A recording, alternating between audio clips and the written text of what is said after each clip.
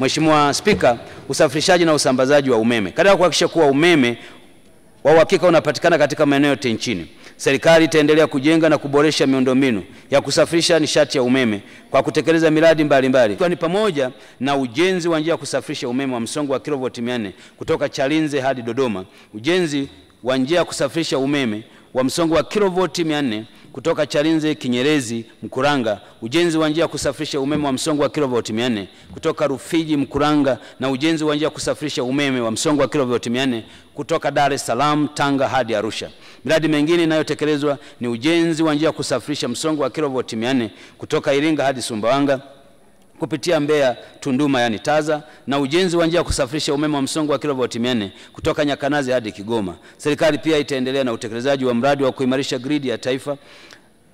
pamoja na kuendelea kufanya matengenezo ya kinga katika vituo vya kuzalisha umeme, miundombinu ya kusafirisha na usambazaji wa umeme pamoja na vituo vya kupoza umeme.